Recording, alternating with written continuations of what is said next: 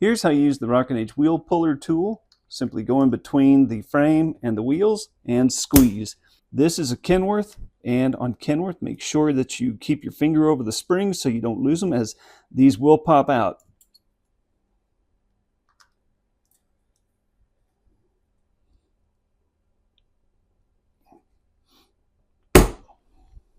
Some pop easier than others,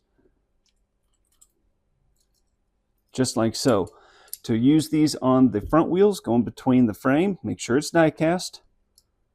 Go on the suspension and the wheel, just like so, and squeeze.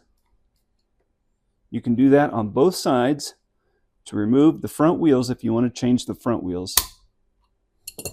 And you'll be left with that little pin.